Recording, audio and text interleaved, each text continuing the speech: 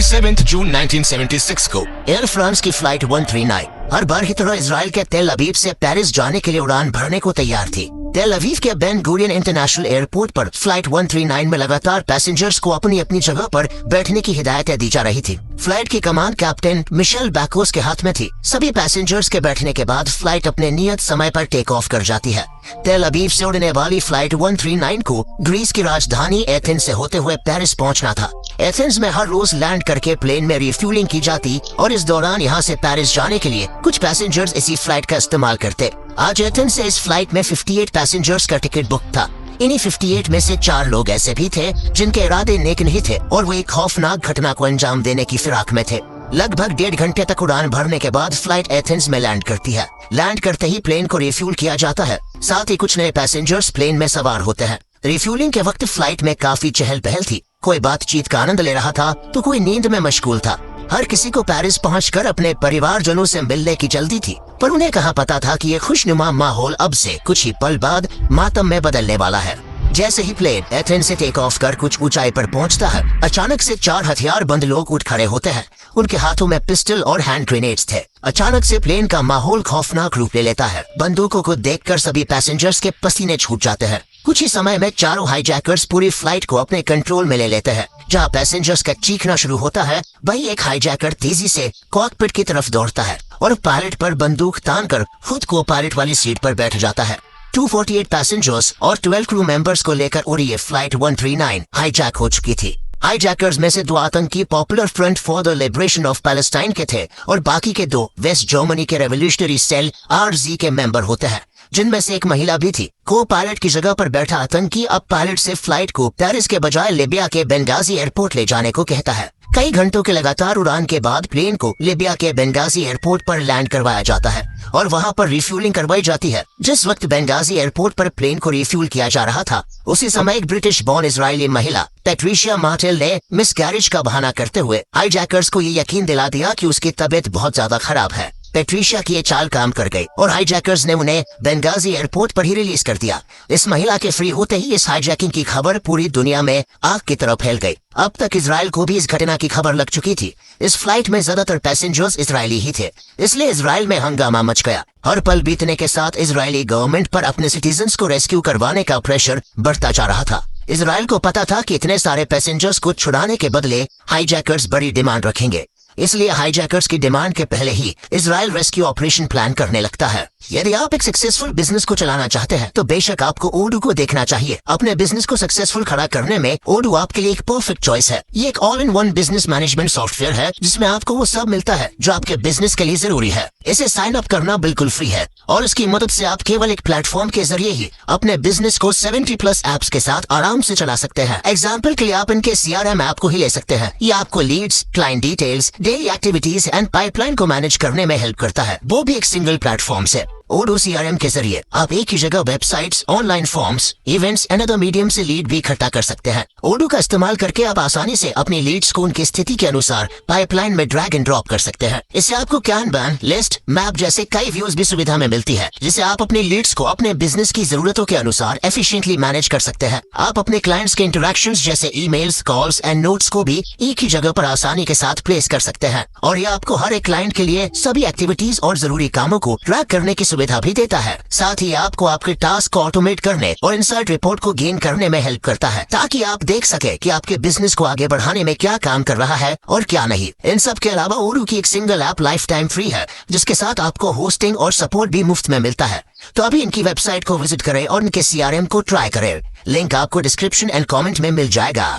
Benghazi airport पर refuelling के बाद फ्लाइट एक बार फिर उड़ान भरती है। इन सब के बीच अब तक इस हाईजैकिंग के 24 घंटे बीत चुके थे। कॉकपिट में बैठा आतंकी अब पायलट को फ्लाइट युगांडा ले जाने को कहता है। गन पॉइंट पर होने के कारण पायलट मजबूर था, इसलिए फ्लाइट अब तेजी के साथ इजराइल से करीब 4000 किलोमीटर दूर युगांडा की ओर उड़ने लगती है। कुछ देर उड़ान भरने के बाद हाईजैकर्स पायलट को युगांडा के एंटेबे एयरपोर्ट पर प्लेन को लैंड करने का ऑर्डर देते हैं। हाईजैकर्स की ये बात सुनकर पायलट और क्रू हैरान था कि कैसे कोई हाईजैक किया हुआ प्लेन इतनी आसानी से दूसरे देश के एयरपोर्ट पर उतारा जा सकता है। पर उन्हें कहाँ पता था कि हाईजैकर्स की पहले से ही युगांडन प्रेसिडेंट ईदी आमीन से बातचीत हो चुकी है।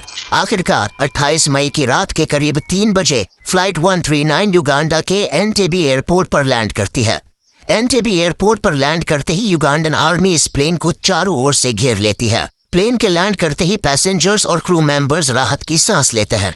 उन्हें लगता है कि युगांडन आर्मी उन्हें रेस्क्यू करने आई है, पर उनकी ये खुशी चंद मिनटों के अंदर ही गायब हो जाती है जब वो देखते हैं कि युगांडन आर्मी उन्हें रिहा कराने नहीं बल्कि वो तो हाईजैकर्स को सपोर्ट करने आई है। आर्मी के लोग हाईजैकर्स को पकड़ने की जगह उनकी आवाभगत में लग जाते हैं। अब तक पैसेंजर्स और क्रू समझ चुके थे कि उनके इंतजार की घड़ियां लंबी होने वाली है। इनमें से किसी को पता नहीं था कि किसकी जान बच पाएगी और किसकी नहीं।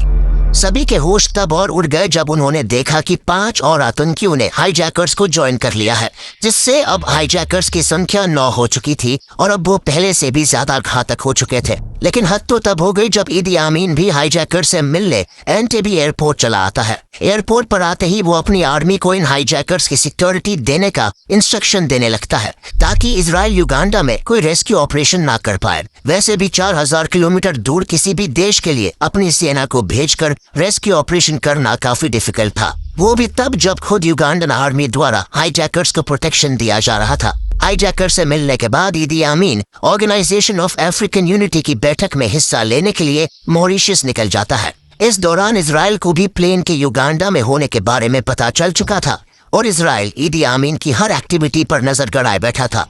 इजराइल को भनक लग चुकी थी कि ईदी आमीन भी हाईजैकर्स की हेल्प करवा रहा है। लेकिन यहाँ सोचने वाली बात यह है कि हाईजैकर्स ने इजरायली प्लेन को ही क्यों हाईजैक किया और ईदी आमीन ने हाईजैकर्स की मदद क्यों की। दरअसल इस प्लेन को हाईजैक करने वाले 2 आतंकी popular front for the liberation of Palestine के थे और बाकी के 2 आतंकी रेवोल्यूशनरी सेल आरजी के सदस्य थे।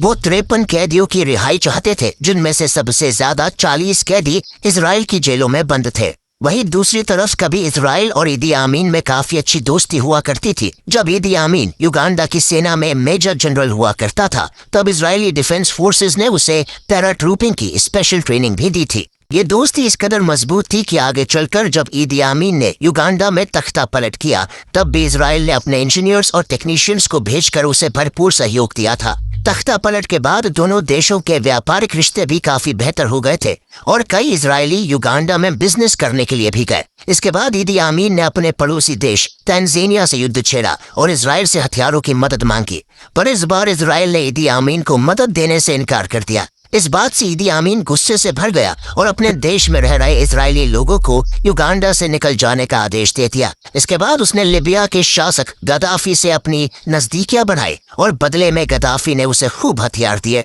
लिबिया का शासक गद्दाफी इजराइल का दुश्मन था और इस दुश्मनी में ईदी आमीन ने गद्दाफी को साथ देने का वादा किया। 1967 आते आते ईदी आमीन इजराइल का कट्टर दुश्मन बन चुका था और इजराइल से बदला लेने के लिए सही मौके की तलाश में था। इसलिए उसे जैसे ही इस प्लेन हाईजैकिंग का पता लगा, उसने पूरे मन से आतंकियों को मदद करने की पेशकश की। इसलिए पहले इस प्लेन को लिबिया फिर उसे युगांडा ले जाया गया। युगांडा में हाईजैकर्स ने सभी पैसेंजर्स को 2 ग्रुप में बांटकर एयरपोर्ट के ओल्ड टर्मिनल बिल्डिंग में हॉस्टेज बनाकर रखा हुआ था। इनमें से एक ग्रुप इजरायली सिटीजन्स का था, जिन्हें एक अलग कमरे में रखा गया था, और वही दूसरा ग्रुप अन्य देशों के नागरिकों का था, जिन्हें किसी दूसरे कमरे में रखा गया था। सिचुएशन पूरी तरह हाईजैकर्स के कंट्रोल में थी और वो युगांडा में पूरी तरह से सेफ थे। घटना के करीब 2 दिन बाद हाईजैकर्स पहली बार इजराइल के सामने अपनी डिमांड रखते हैं। हाईजैकर्स की तरफ से Israel, Kenya, France, West Germany और स्विट्जरलैंड की जेलों में बंद 53 कैदियों को 1 जुलाई तक रिहा करने और $5 मिलियन की फिरौती देने की मांग की जाती है। ऐसा न करने पर हॉस्टेजेस को मारने की खुली धमकी भी दी जाती है। इन कैदियों में से 40 कैदी इजराइल की जेलों में बंद थे, वही 13 कैदी केन्या, फ्रांस, वेस्ट जर्मनी और स्विट्जरलैंड की जेलों में कैद होते हैं। हाईजैकर्स की डिमांड्स पर गौर करने से पहले इजराइल डिप्लोमेटिक तरीकों से सभी हॉस्टेजेस को छुड़ाने की कोशिश करता है। सबसे पहले एक रिटायर्ड आईडीएफ ऑफिसर बरूच बुर्का बारलेफ को इस काम पर लगाया जाता है। उनका युगांडा के प्रेसिडेंट ईदी आमीन के साथ कई सालों से काफी अच्छा रिश्ता था, लेकिन अपने ही घमंड में चूर ईदी आमीन उनकी कोई भी बात मानने से साफ इनकार कर देता है। इसके बाद इजरायली कैबिनेट अमेरिका से रिक्वेस्ट करती है कि वो इजिप्ट के प्रेसिडेंट अनवर सादत को आमीन से बात करने को कहे। यूएस के कहने पर अनवर सादत अपनी तरफ से बेस्ट ट्राई करते हैं, पर यहाँ भी बात नहीं बन पाती है। इसके बाद पैलेस्टाइन लिबरेशन ऑर्गेनाइजेशन के चेयरमैन यासिर अराफत हानी अल हसन को अपना स्पेशल एनवॉय बनाकर हाईजैकर्स और ईदी आमीन से मिलने युगांडा भेजते हैं। लेकिन अपने मंसूबे को पूरा करने की जिद लिए बैठे हाईजैकर्स हॉस्टेजेस को रिलीज करने के लिए बिल्कुल भी तैयार नहीं होते। किसी भी तरफ से कोई ऑप्शन ना देखकर अंत में इजरायली कैबिनेट 1 जुलाई 1976 को हाईजैकर्स के पास एक नेगोशिएशन ऑफर भेजती है। इजराइल को अपने रेस्क्यू ऑपरेशन को एग्जीक्यूट करने के लिए कुछ और वक्त की जरूरत थी, इसलिए इजराइल ने हाईजैकर्स को अपने नेगोशिएशन ऑफर में लिखा कि वो इजराइल की जेलों में बंद कैदियों को तो रिलीज करने को तैयार है, पर दूसरे देशों में बंद कैदियों के लिए उसे उन देशों से बात करने में थोड़ा और वक्त लगेगा। इसके अलावा इजराइल उनकी $5 मिलियन की डिमांड को भी मान लेता है। ये सब देख हाईजैकर्स को लगने लगता है कि इजराइल पूरी तरह से बैकफुट पर चला गया है, इसलिए अपनी जीत को पक्का समझते हुए उन्होंने इजराइल को 4 जुलाई तक का वक्त दे दिया। बस इतना वक्त इजराइल के लिए काफी था। यित्ज़हाक राबिन जो उस समय इजराइल के प्राइम मिनिस्टर थे, उन्होंने अपनी इंटेलिजेंस एजेंसी मोसाद और इजराइल के डिफेंस मिनिस्टर शिमोन पेरेस के साथ एक सीक्रेट मीटिंग की। मीटिंग में सबसे पहले मोसाद के एजेंट्स को एनटीबी एयरपोर्ट पर हो रही हर एक एक्टिविटी की जानकारी जुटाने का आदेश दिया गया। इसके बाद इस मीटिंग में रेस्क्यू ऑपरेशन को लेकर हर एक पॉसिबिलिटी पर गौर किया गया, जिसमें मुख्य तौर पर 3 ऑप्शन सामने आए। पहला ऑप्शन सी रूट के जरिए लेक विक्टोरिया से होते हुए एनटीबी पहुंचकर हाईजैकर्स को मार गिराने का था। लेकिन इस प्लान में दिक्कत ये थी कि लेक विक्टोरिया के अंदर भारी मात्रा में नाइल क्रोकोडाइल पाए जाते थे, जिससे बीच रास्ते में क्रोकोडाइल अटैक का काफी खतरा था। वही ऑपरेशन सक्सेसफुल होने के बाद भी ईदी आमीन के मंजूरी के बिना इजरायली बंधकों को वापस इजराइल लाना पॉसिबल नहीं था, इसलिए इस प्लान को छोड़कर दूसरा प्लान बनाया गया, जिसके तहत इजरायली आर्मी को केनिया पहुंचकर वहां से बाय रोड एनटीबी एयरपोर्ट जाकर रेस्क्यू ऑपरेशन को अंजाम देना था। लेकिन ये प्लान भी इजरायली अथॉरिटीज को ठीक नहीं लगा, इसलिए third and final option operation Thunderbolt पर गौर किया गया, जिसमें एयरक्राफ्ट के जरिए इजरायली आर्मी की एक यूनिट को एनटीबी पहुंचकर पूरे प्लान को एग्जीक्यूट करना था।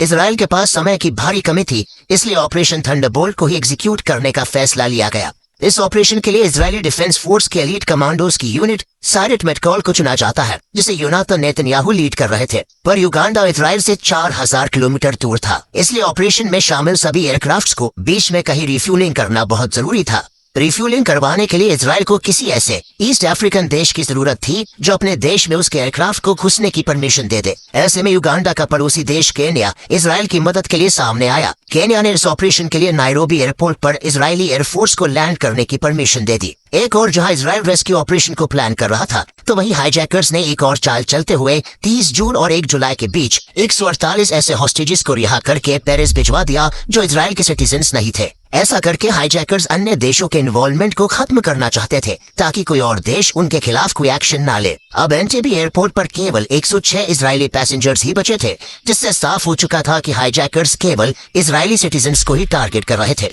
इस बीच मोसाद एनटीबी एयरपोर्ट की हर छोटी से छोटी इन्फॉर्मेशन को जुटा चुका था। उसने यहाँ तक पता कर लिया था कि हाईजैकर्स ने हॉस्टेजेस को एयरपोर्ट के पास किस बिल्डिंग में छुपा रखा है। इस इन्फॉर्मेशन को मोसाद साइरेट मेटकॉल रेस्क्यू यूनिट से शेयर करता है, साथ ही उस बिल्डिंग और एनटीबी एयरपोर्ट का मैप भी उनके साथ साझा करता है। इजराइल के पास प्लस पॉइंट ये होता है कि एनटीबी एयरपोर्ट के जिस टर्मिनल में हॉस्टेजेस को रखा गया था, उसका कंस्ट्रक्शन कुछ साल पहले ही इजराइल की एक कंपनी ने किया था। इस कंपनी की मदद से इजरायली फोर्सेस को वहां के चप्पे चप्पे की जानकारी मिल गई थी। इजराइल अब रेस्क्यू ऑपरेशन के लिए तैयार था, बस इंतजार था तो कैबिनेट मिनिस्टर्स की मंजूरी का। हाईजैकर्स की तरफ से 4 जुलाई का अल्टीमेटम था, इसलिए देर ना करते हुए इजराइल की कैबिनेट मीटिंग में रेस्क्यू ऑपरेशन को अंजाम देने के लिए 3 जुलाई का दिन चुना जाता है। 3 जुलाई आ चुकी थी। अब हाईजैकर्स द्वारा दिए गए अल्टीमेटम में सिर्फ एक दिन ही बचा था।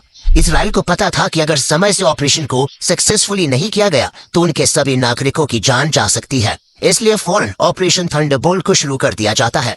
इस पूरे ऑपरेशन को brigadier general Dan Shomron command कर रहे थे, जबकि लेफ्टिनेंट कर्नल योनाथन नेतन्याहू को फील्ड ऑपरेशन की जिम्मेदारी दी गई थी। प्लानिंग की जा चुकी थी और अब इजरायली एयरफोर्स के 4 C-130 हरक्यूलिस उड़ान भरने को तैयार थे। इसके बाद अलग अलग टाइम पर सभी एयरक्राफ्ट को युगांडा के एनटीबी एयरपोर्ट के लिए रवाना कर दिया जाता है। पहले 3 एयरक्राफ्ट्स में 200 के करीब कमांडोज और पैराट्रूपर्स बैठे हुए थे, जबकि एक जहाज को खाली भेजा गया था ताकि ऑपरेशन पूरा होने के बाद उसमें सभी हॉस्टेजेस को वापस लाया जा सके। इन एयरक्राफ्ट्स में कुछ गाड़ियों को भी भर के लाया गया था, जो कि इजराइल के प्लान का ही एक हिस्सा था। इसके अलावा इस मिशन में 2 बोइंग 707 भी जोड़े गए, जिनमें से एक को एनटीबी से स्टैंड ऑफ रेंज पर फ्लाई करते हुए कमांड एंड कंट्रोल का काम संभालना था, तो वही दूसरा बोइंग 707 केन्या के नायरोबी में मेडिकल इमरजेंसी के पर्पज से रखा गया। प्लान के मुताबिक सभी एयरक्राफ्ट रेड सी के ऊपर से फ्लाई करते हुए अपनी मंजिल की ओर बढ़ रहे थे। सभी पायलट्स को इजिप्ट, सूडान और सऊदी अरब जैसे तमाम देशों के एटीसी की नजरों से बचते हुए उड़ान भरने के आदेश दिए गए थे, ताकि किसी भी देश का रेडार उनके एयरक्राफ्ट को डिटेक्ट ना कर पाए। सभी एयरक्राफ्ट रेड सी के ऊपर उड़ान भरते हुए जिबूटी पहुंचते हैं और फिर वहां से टर्न लेकर इथियोपिया और केन्या को क्रॉस करते हुए युगांडा में एंटर कर जाते हैं। उसके बाद फर्स्ट एयरक्राफ्ट बड़ी खामोशी से रात के करीब 11 बजे एंटेबी एयरपोर्ट पर लैंड करता है। इस एयरक्राफ्ट के वहां उतरने पर युगांडा आर्मी को जरा भी शक नहीं होता है, क्योंकि उन एयरक्राफ्ट्स को युगांडा की कमर्शियल फ्लाइट्स की तरह कलर किया गया था, ताकि रनवे पर उतरते वक्त युगांडन आर्मी उनकी सही पहचान ना कर सके और इजरायली एयरक्राफ्ट पर शक ना हो। फर्स्ट एयरक्राफ्ट के उतरते ही सभी इजरायली कमांडोज बड़ी सावधानी से छुपते छुपाते एंटेबी एयरपोर्ट के न्यू टर्मिनल की बिल्डिंग के पास तैनात हो गए और थोड़े ही समय में एयरपोर्ट के कंट्रोल रूम के आसपास अपनी पोजीशन ले ली। इसी दौरान एयरक्राफ्ट का पिछला दरवाजा खुलता है, जिससे 2 लैंड रोवर और एक ब्लैक कलर की मर्सिडीज निकलती है। मर्सिडीज पर युगांडन फ्लैग और कार्डबोर्ड लाइसेंस प्लेट लगा हुआ था, जो कि दिखने में युगांडन मिलिट्री के व्हीकल्स की तरह ही लग रहा था। इस दौरान 35 कमांडोज ने युगांडन आर्मी के जैसे ही यूनिफॉर्म पहन रखी थी। ब्लैक मर्सिडीज में ईदी आमीन के जैसा ही मोटा और भारी भरकम व्यक्ति सवार था। इजराइल ने ऐसा इसलिए किया था क्योंकि जब भी ईदी आमीन किसी दूसरे देश के विजिट से लौटता था, तो इसी तरह रनवे पर उसका काफिला बाहर निकलता था। इजराइल की इतनी पुख्ता तैयारी के कारण युगांडन आर्मी को अभी तक शक नहीं हो पाया था। उन्हें लगा कि उनके प्रेसिडेंट ईदी आमीन मॉरिशस से लौट आए हैं। रनवे पर उतरते ही ये गाड़ियां बड़ी तेजी के साथ ओल्ड टर्मिनल की ओर बढ़ने लगती है। जैसे ही ये सभी गाड़ियां ओल्ड टर्मिनल की बिल्डिंग के पास पहुंचने वाली थी कि तभी तो युगांडन आर्मी के लोग इस गाड़ी को रोकने लगते हैं। उनको शक हो गया था कि ये कॉन्वॉय ईदी आमीन का नहीं है। ये शक उन्हें इसलिए हुआ था क्योंकि ईदी आमीन ने कुछ दिन पहले ही अपने कॉन्वॉय में ब्लैक की जगह व्हाइट मर्सिडीज का इस्तेमाल करना शुरू कर दिया था, लेकिन इसकी इन्फॉर्मेशन काफी कम लोगों के पास थी, जिस वजह से इजराइल की ओर से ये एक बड़ी गलती हो गई थी। इजरायली कमांडोज भी अब सिचुएशन को भांप चुके थे, इसलिए उन्होंने गाड़ी की स्पीड को और तेज कर दिया, मगर दोनों युगांडन सिक्योरिटी गार्ड्स ने इस गाड़ी का पीछा करना नहीं छोड़ा। स्थिति को हाथ से निकलता देख एक इजरायली कमांडो ने साइलेंसर लगी पिस्टल से उन दोनों को पल भर में मार गिराया। पर इसी बीच लैंड रोवर्स में सवार एक दूसरा इजरायली कमांडो भी इन पर अपनी राइफल से गोलियां चला देता है, जिसकी आवाज से युगांडन आर्मी एकदम से अलर्ट हो जाती है। अब इजरायली कमांडोज को अपनी स्ट्रेटेजी को बदलने के लिए मजबूर होना पड़ता है। पहले की स्ट्रेटेजी के मुताबिक इन्हें चुपके से ओल्ड टर्मिनल बिल्डिंग में घुसकर अपने सिटीजन्स को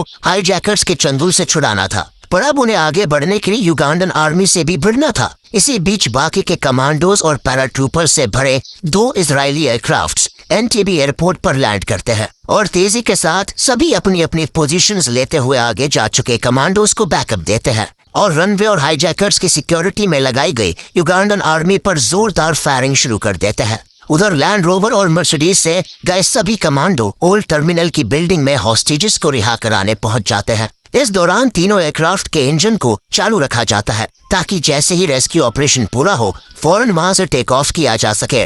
पहले से ही पोजीशन लिए इजरायली स्नाइपर्स युगांडन आर्मी पर काल बनकर टूटते हैं। इजरायली कमांडोज ने रनवे पर पोजीशन लेते ही वहां की सभी लाइट्स को ऑफ कर दिया और जैसे युगांडन आर्मी की तरफ से कोई हलचल दिखती उन्हें तुरंत मार गिराया जाता। थोड़ी ही देर में एयरपोर्ट पर तैनात सभी सिक्योरिटी फोर्सेस को इजरायली कमांडोज ने मार गिराया।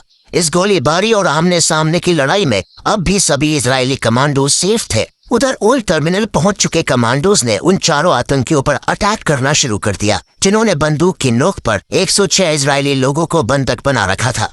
इजराइल के इन जाबाज कमांडोज के आगे आतंकी ज्यादा देर नहीं टिक पाए और चंद मिनटों में ही ढेर हो जाते हैं। इजरायली कमांडोज के पास इस पूरी बिल्डिंग का मैप था और वो बेहतर प्लानिंग से आए थे, इसलिए यहाँ भी इजरायली कमांडोज की तरफ से एक भी कैजुअलिटी सामने नहीं आती। लेकिन क्रॉस फायरिंग के दौरान कुछ इजरायली पैसेंजर्स को गोली लग जाती है, जिससे 3 लोगों की जान चली जाती है और कई लोग बुरी तरह से घायल हो जाते हैं। सभी आतंकियों को मार गिराने के बाद इजरायली कमांडोज हॉस्टेजेस को रनवे की तरफ 4th एयरक्राफ्ट में ले जाते हैं। अब एंटीबी एयरपोर्ट के सभी इलाकों पर इजरायली कमांडोज का कब्जा था। सब कुछ कंट्रोल में लेने के बाद सभी पैसेंजर्स को चौथे एयरक्राफ्ट पर बिठाया जाने लगता है। इस दौरान घायल हॉस्टेजेस को एयरक्राफ्ट में बिठाने का काम फील्ड इंचार्ज योनाथन नेतन्याहू ने संभाला हुआ था। वो बारी बारी से सभी को सुरक्षित तरीके से प्लेन में बिठा रहे थे। उसी वक्त कुछ कमांडोज की नजर एंटीबी एयरपोर्ट पर स्टेशन युगांडा के 11 MiG-17 और MiG-21 एयरक्राफ्ट्स पर पड़ती है।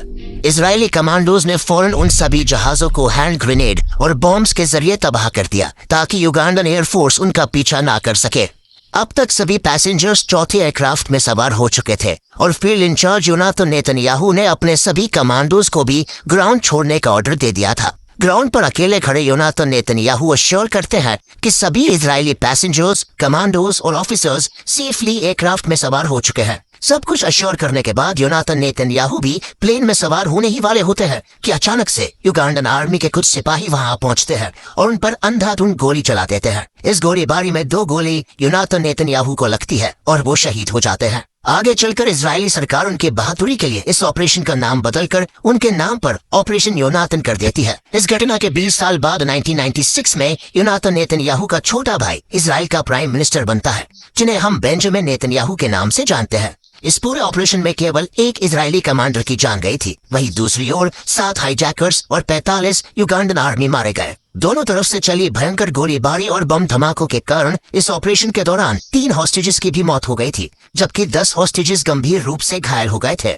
90 मिनट तक चले इस ऑपरेशन में इजराइल अपने 102 सिटीजन्स को हाईजैकर्स के चंगुल से छुड़वाने में सफल रहता है। कई दिनों तक हॉस्टेज बने रहने के कारण इजराइल की एक महिला डोरा ब्लॉक की तबीयत काफी खराब हो गई थी, इसलिए उन्हें युगांडा के ही एक हॉस्पिटल में भर्ती करवा दिया गया था।